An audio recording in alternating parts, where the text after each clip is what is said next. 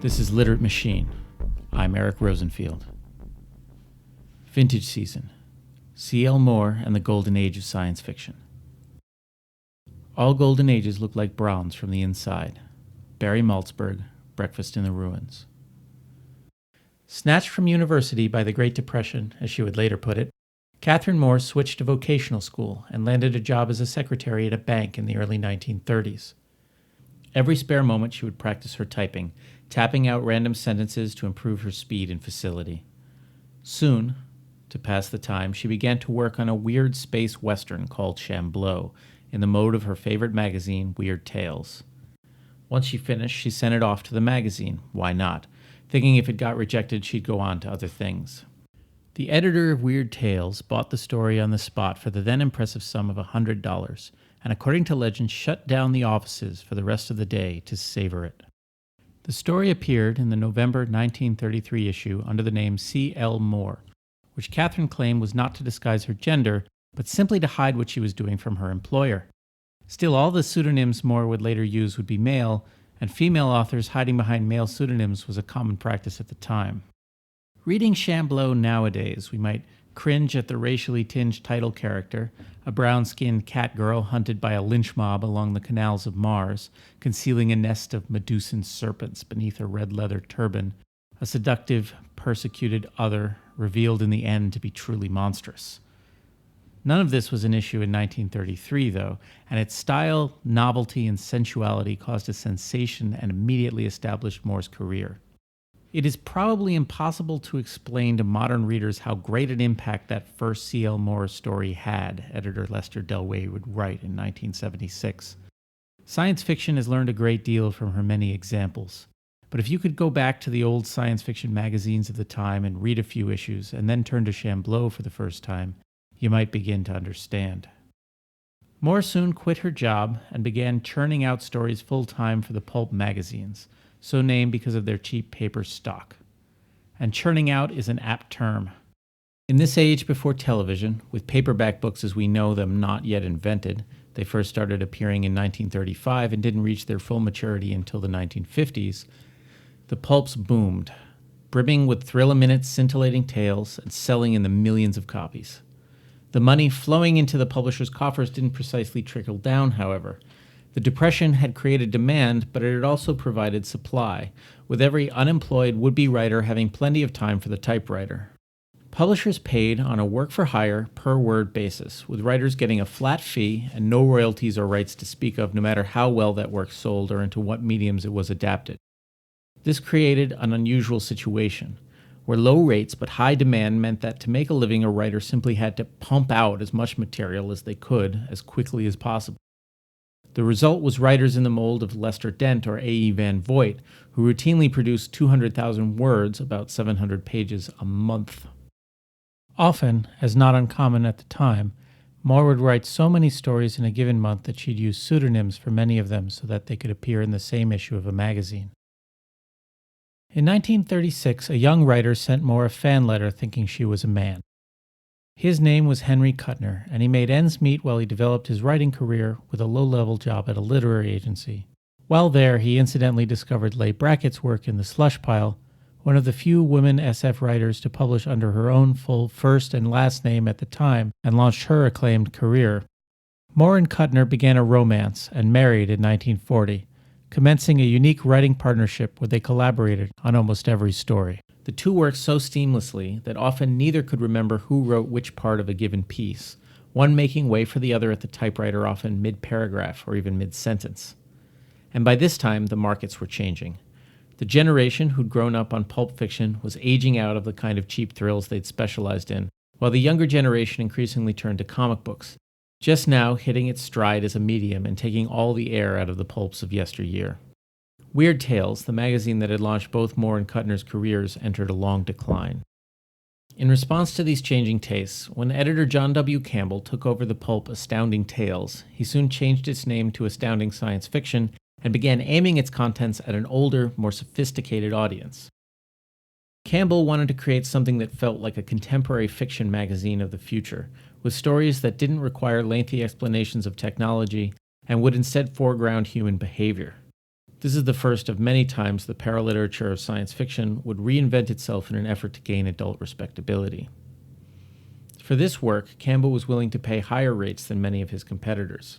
Moore and Kuttner became part of Campbell's core stable, and this involvement increased from 1942 when many other writers headed off to war, including Campbell's star, Robert Heinlein.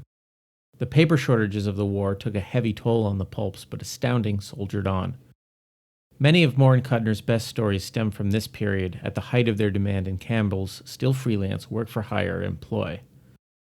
In 1943, Moore and Kuttner published Mimsy Were the Borogroves under the name Lewis Paget, perhaps their most frequently anthologized tale, and when adapted in 2007 into the film The Last Mimsy.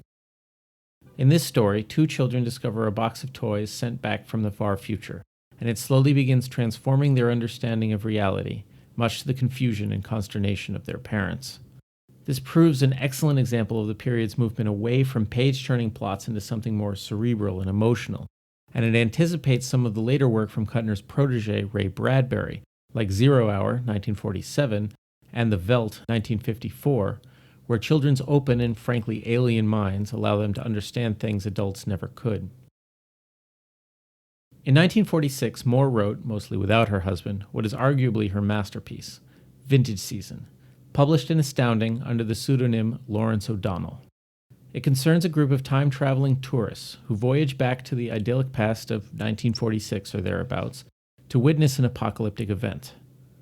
The protagonist is a young man of the present who can't understand why these odd people are so interested in his run-down house, not knowing it will have the best view of the coming pandemonium.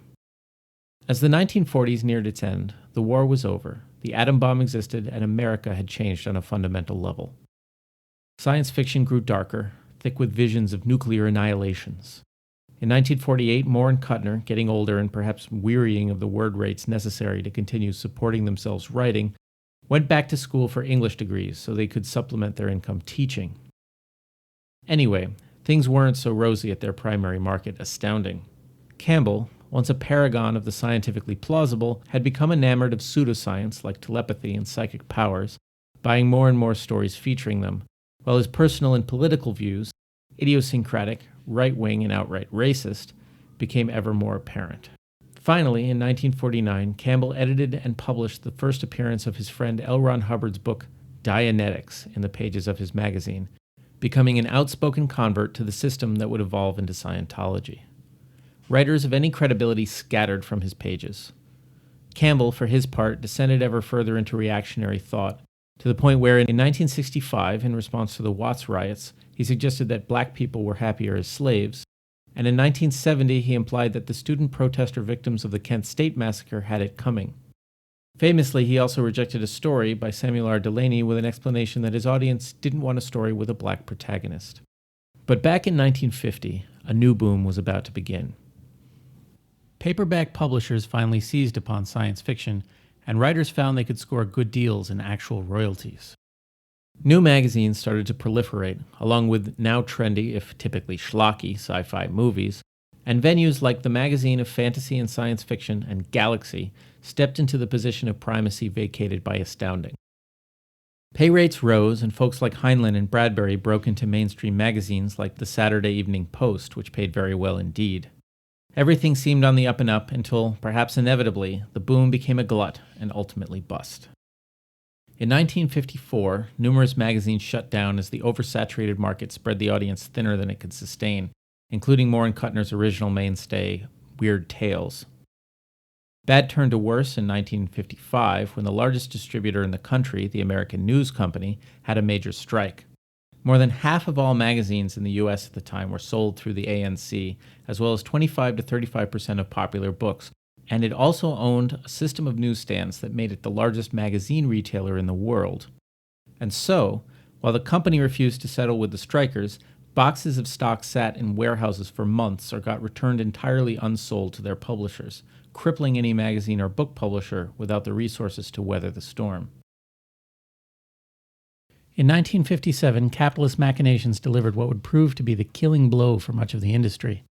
An opportunist investor realized that the American News Company's commercial holdings were undervalued, bought the whole thing for a song, sold off its properties at a huge profit, and liquidated the company. The result of the sudden disappearance of the country's largest distributor and retailer was a massive contraction and dieback in magazine and book publishing. Just as in the late 30s, Moore and Kuttner had shifted from weird fiction to science fiction, by 1956 they'd seen the way the wind was blowing and primarily moved to writing detective and mystery novels while making overtures towards television, where in addition to a steady salary they might even be able to get health care. The 1950s was the decade where television had finally transformed from a new curiosity into a mass medium, and it also served to take attention and dollars away from written fiction. In 1950, just 9% of U.S. households had television sets. By 1955, it was 65%, and by 1960, fully 87% of U.S. households owned one. In 1958, Moore and Kuttner finally received their first television script assignment. On the cusp of the next chapter of their writing careers, Henry Kuttner died of a stroke in his sleep at the age of 44. A month earlier, SF writer Cyril Kornbluth had died of a heart attack at the age of 34, and there was a palpable feeling among their fellows in the trenches that these men had died from the constant need to produce in the pay-per-word mills, especially through the long crunch of the mid to late 50s. I was only 23 then, writer Robert Silverberg would say later, but I somehow realized right away that these two men had literally died from writing science fiction, and I was afraid that I was going to die too. I had some bad months. More writers would fall away over the next few years. Mark Clifton, dead of a heart attack in 1963 at 57. H. Beam Piper, a suicide in 1960 at 60. Still others quit prose fiction altogether. Isaac Asimov, for example, turned to cranking out nonfiction books at his customary breakneck pace and wouldn't come back to fiction until the 70s. Leigh Brackett took up a noted film career, including scripts for Rio Bravo, 1958, The Long Goodbye, 1973, and The Empire Strikes Back, 1980, among many others. Moore, for her part, completed the transition to television, writing for Maverick, Sugarfoot, 77 Sunset Strip, and other shows under the name Katherine Kuttner. But in 1963, she remarried a physician and quit writing altogether. It'd be easy to speculate that her new husband didn't want his wife writing, but she herself said in a later interview, "Since I don't have to write for a living anymore, I just don't have the motivation to resume writing, although I wish I did." There's a sense in this sentence that the pressures of commercial fiction had sucked out whatever passion Moore had once had for writing, all that giddy glee in which he typed out that first story for fun back in 1933, transforming it into just another job. And when the need for that job evaporated, so did the desire to do it. In 1981, Moore received both the World Fantasy Award for Life Achievement and the Gandalf Grand Master Award at the World Fantasy Convention.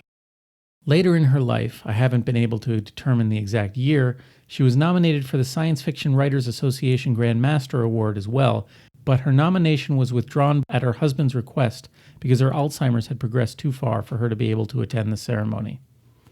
Catherine Moore passed away from complications with Alzheimer's in 1987 at the age of 76. When the golden age of science fiction occurred is still a matter of debate.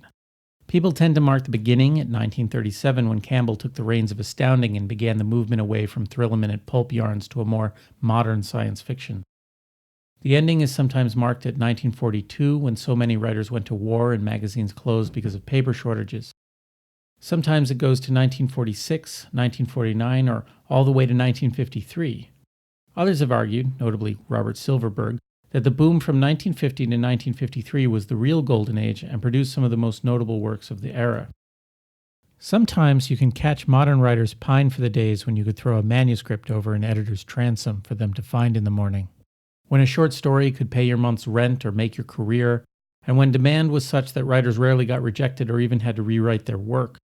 However, Catherine Moore is a useful lens to look at how, for the creators on the ground, the period was marked by rapacious exploitation at low wages, zero benefits, no job security, and ruinous market volatility.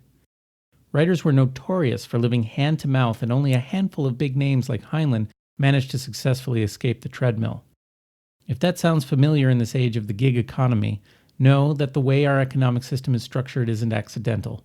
Creators exist at the mercy of capital. Still, you never know what you'll find on the other side of the apocalypse from the latest vintage season. Thanks for watching this inaugural episode of Literate Machine. You can find a bibliography and further reading in the doobly-doo. At literatemachine.com, this series is also available as a podcast, blog posts, and a newsletter.